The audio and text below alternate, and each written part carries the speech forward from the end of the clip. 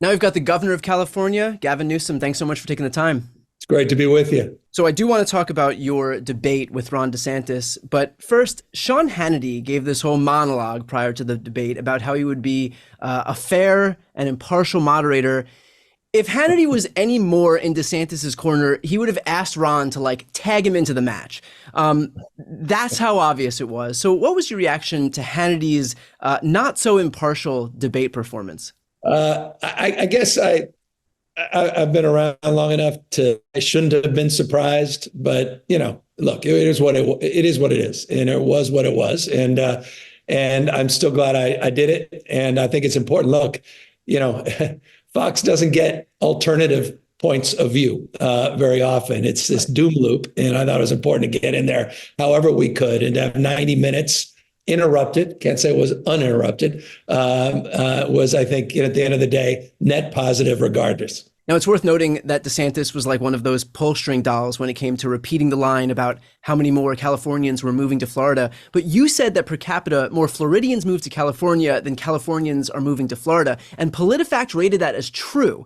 So what's your reaction to knowing that DeSantis's most potent attack against you was actually a lie?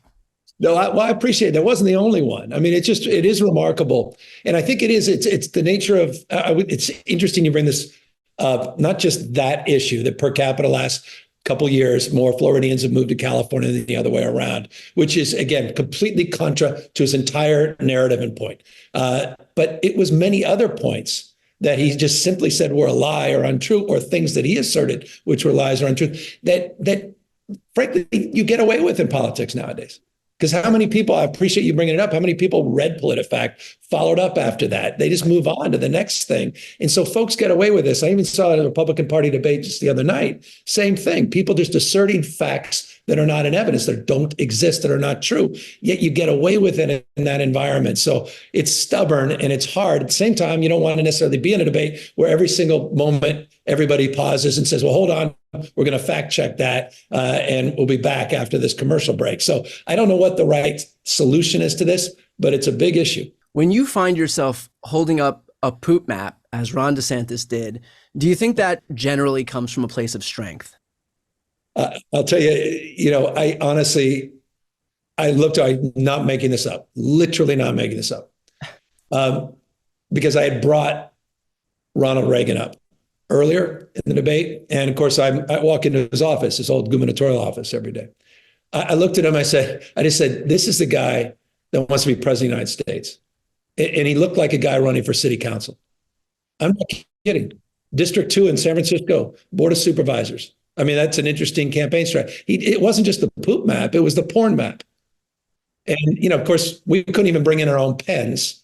And he brings in the poop map. I'll spare you the nuances on that, but or the particulars on that. But it was sad, I thought. I mean, again, the whole premise of the debate, what's this guy doing? Why are you? I even said that. I said, I know why I'm here, but Ron, why are you here?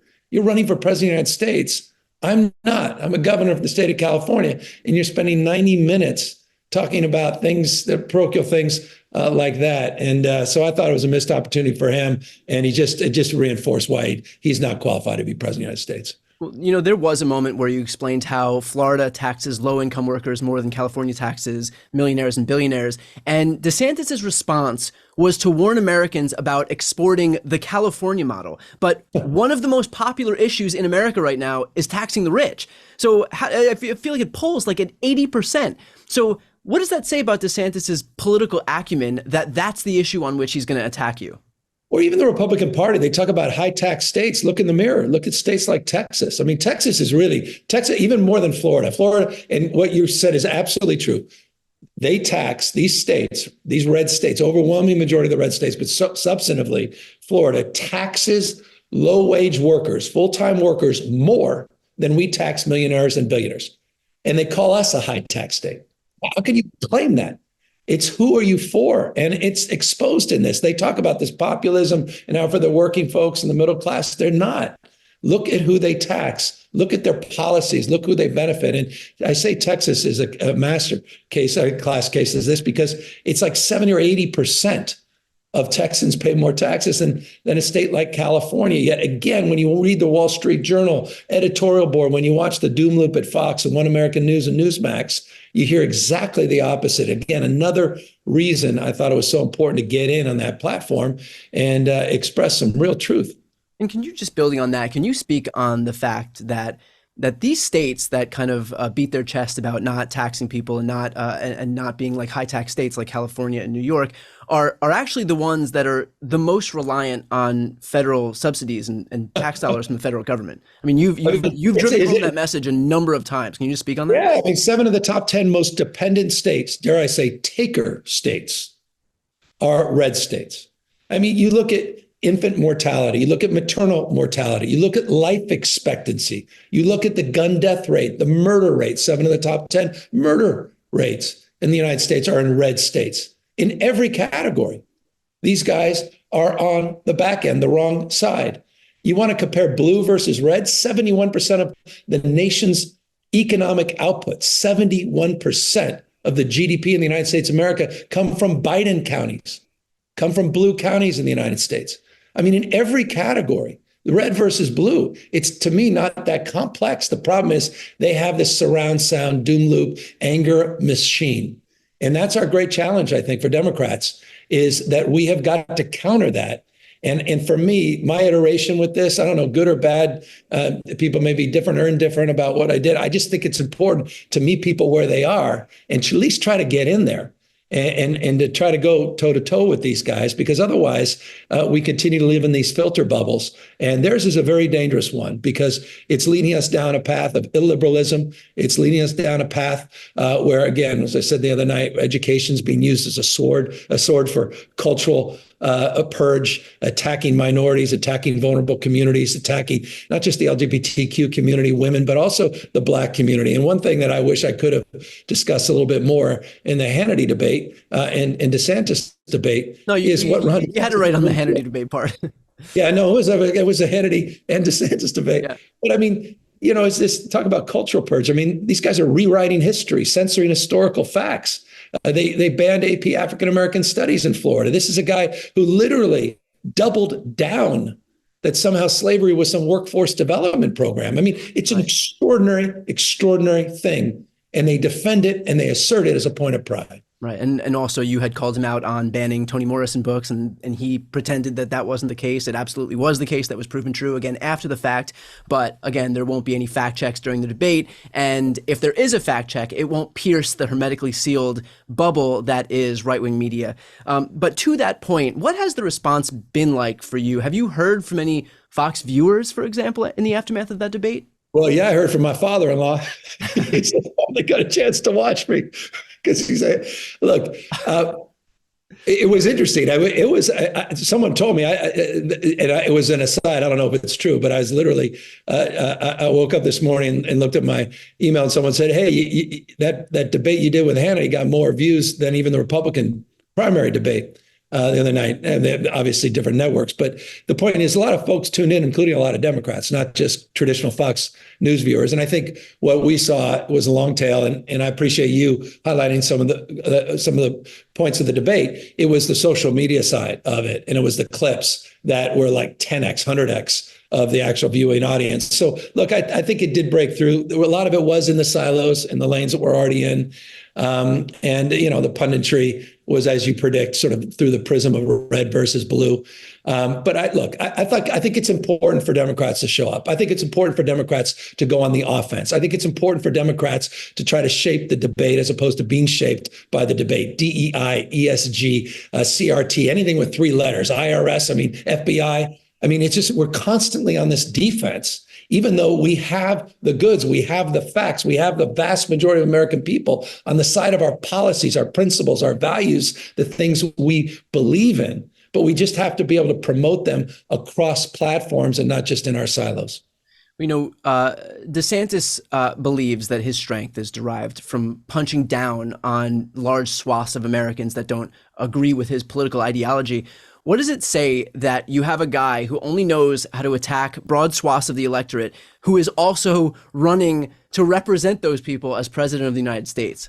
Well, that was a thing about just the California bashing. I mean, this is the tentpole of the American economy. 27% of all American jobs, 27% last month came from the state of California. We'll do the math on the 199,000 that came out today. Again, another argument in favor of Bidenomics, 14.1 now million new jobs, almost 14.2 million jobs. It's 10 times. Now, 10 times more than the last three Republican presidents combined. You look at, by the way, just on the jobs score, I think it's so important for Democrats out there to understand this. Since the end of the Cold War, since Reagan left office, there have been 50 million American jobs created. 48 million of them, I'll repeat that, 48 out of 50 million American jobs have been created under Democratic administrations, not Republican administrations. The last three Republicans presidents have one thing in common: recessions. The last three. I can't believe we've been debating the issue of jobs and the economy in comparing to contrast the Republican Party. So look, again, all of this is, it expresses itself in terms of the work we have to do to lift up the work that Biden and Harris and the Democratic Party have broadly done, and then obviously get things ready for the contrast. And the compare and contrast is where we're going to excel. And that's why I have great confidence going into 2024, not just on the basis of 2023 and 2022, 2020, 2018, where we've outperformed Democrats consistently, but also on the basis of our ability to compare and contrast with the likely Republican nominee. And I'm sorry, Ron DeSantis, that's not you, that's Donald Trump. You brought up the idea that Republicans, how they present themselves as the party of jobs, jobs, jobs, and yet in the last 30 some odd years, they've created 4% of the jobs while the Democrats have created 96% of them. Can you explain, did that inform your reason for going on this debate stage and debating Ron DeSantis? And because there are those who say, well, why isn't Biden the one to go out there? So what led you to be the one to kind of take this mantle? A little frustration. I mean, now I'm gonna get in trouble, but I mean, we got to show up for this guy. He's shown up for us last 3 years, the American people, the most significant economic plan. I said it on the stage. I'll say it again to you. Since FDR, the CHIPS and Science Act, the infrastructure bill, the most significant investments in infrastructure since Eisenhower. $1.2 trillion, 550 billion new investments. I mean, we're seeing the benefits of that. California, we just announced this morning, the $6 billion coming into my state, and the tens of thousands of jobs being created just on our first in the nation high-speed rail program because of that infrastructure investment. I mean, he's doing things Republicans dreamt of. I mean, Donald Trump, every week, the punchline, you talked about it ad nauseum. We all have that punchline that was infrastructure week. The lowest Black unemployment in American history, the lowest unemployment for women in 70 years, the lowest Hispanic unemployment in American history, the lowest poverty rates for African Americans in American history, the highest insured rates. I mean, across the board, if any one of those things, remember, you hear Trump all the time talking about the lowest Black unemployment under me. He lost, by the way, 2.9 million jobs. That was Trump's, and close to $9 trillion of debt.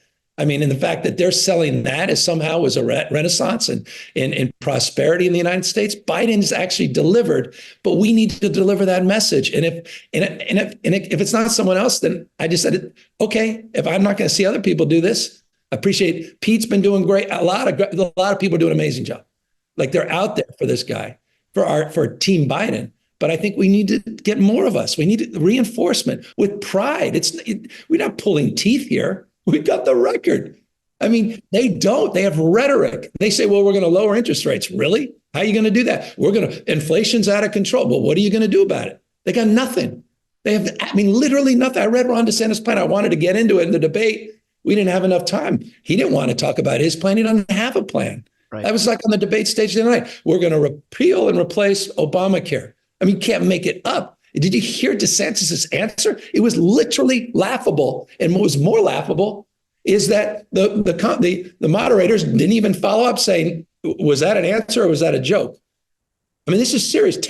Hundreds of millions of people's lives can be disrupted if these guys get their way. I mean, DeSantis tried to pull that off 14 times. He voted against Obamacare. You got Trump now campaigning on. I mean, this is serious stuff. And so for me, yeah, I'm going to keep showing up until Biden folks tell me to stop, or no one wants to hear me anymore, which I get. But I don't want to be the only one. We're not. I mean, we got some great governors out there, great mayors, great leaders out there in Congress doing good work, but we need more. We just do. We need such surround sound, because it's liberalism versus illiberalism. It's pro-democracy versus a guy who tried to light democracy on fire. This is a consequential, profound moment. You got guys. I was highlighting DeSantis's extremism by trying to criminalize women. How about this guy Paxton out there after getting away with being, a criminal case against him, and now he wants to criminalize and prosecute doctors in Texas. This is a red state, blue state. This is serious rights regression, and states are on the front lines of this rights regression. Democrats in legislatures matter. Democratic governors matter. Democratic local leaders matter, and our president matters. And I'll tell you, if we can't have the back of the guy who's done more in 3 years than any president in my lifetime, Democrats, I don't know what we deserve.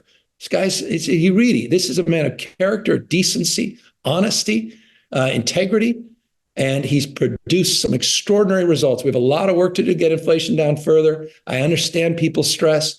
I understand what interest rates mean and don't mean, but we're going to see interest rates start coming down next year. We're moving in the right direction, and we have no peers. America has no peers globally, which only reinforces Biden's leadership. Yeah, I think that was perfectly put.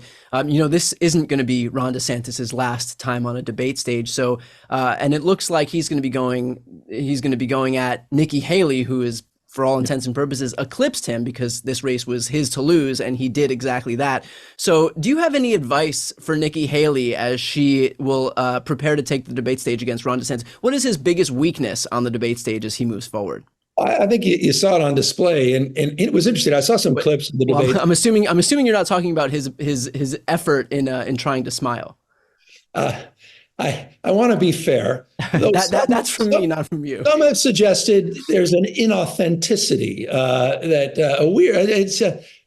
look. Here's the interesting thing, and I don't mean this as a personal slight. I meant when I said at the end, he seems like a wonderful husband. I mean, and a great father. He really does. And I admire his service and his willing to sacrifice in terms of his public service by getting in the ring. And none of that's easy. And you see that on his face. This has been hard. I mean, it's been hard. It's been humiliating. He's belly flopped. Yeah. I mean, this guy, he was here, and now he's down, as I said, 41% in his own home state against a guy who has 91 plus counts against him and is likely to be convicted once, twice, 3 or 4 times. That's hard. And Nikki Haley, accordingly, is now moving past him. So I was hoping, and here's the long-winded point, I was hoping between those takes, before the debate, after the debate, to see another side. So I could be like, I appreciate, takes the guard off. It's the opposite. It was even more. I mean, I think you saw some clips in the Republican debate, sort of in between the commercials. He's even more stiff. And so my advice to him is, be yourself to the extent you know thyself. And just, I get he's wound up. And I'd be wound up too, getting Trump by Trump at this level.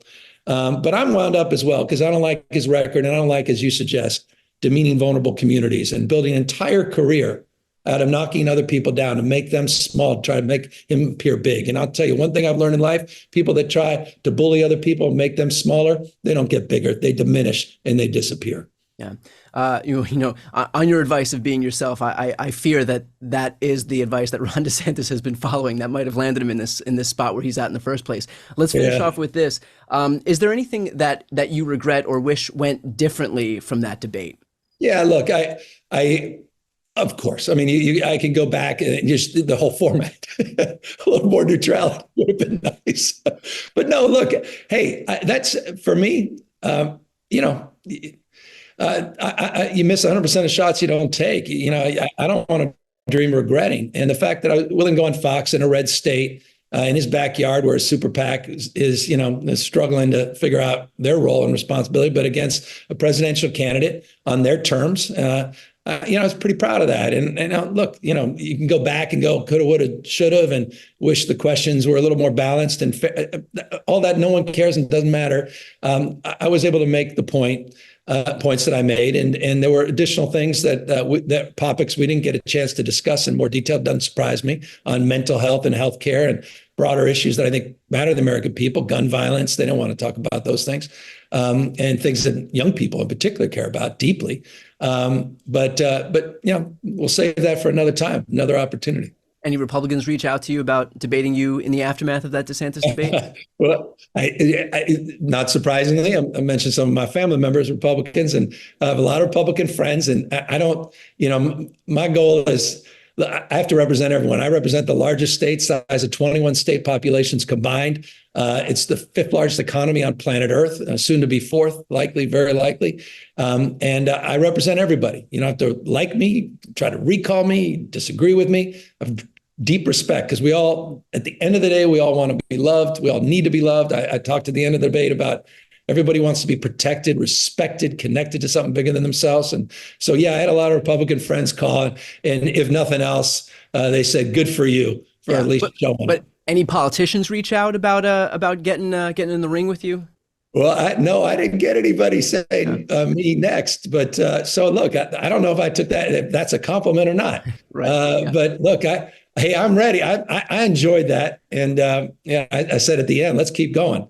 That was fun. And as I said, we got a lot more in the tank. So I'm looking forward to getting back on the stage for Joe Biden and Kamala Harris, getting back on the stage for Team Blue, getting back on the stage for our values, which I think are universal, that are shared by the vast majority of Americans, and get on the stage for the next generation that deserves better than the Republican Party. And just, I know we're getting close to the end. I cannot impress upon you more how consequential this moment is. I began that debate by talking about these guys putting America in reverse. That's not exaggerated. They do want to bring us back to a pre-1960s world. They're very intentional about it. And voting rights, civil rights, LGBTQ rights. It's not just, as I said, access to reproductive care. I mean, it's also access to just simple things like contraception that these guys are coming after. It's a very, very meaningful moment. And I know we may have some different points of view on a lot of complex issues. Democrats, I love that about our party. We express ourselves in different shades of blue. But I hope at the end of the day, we all get on board and we recognize our responsibility to meet this moment in this campaign head on and go to bat for this guy and our president and this administration. Well, appreciate you bringing the fight to their home turf and reaching those voters where they are. Governor Newsom, thanks for taking the time. It's great to be with you as always.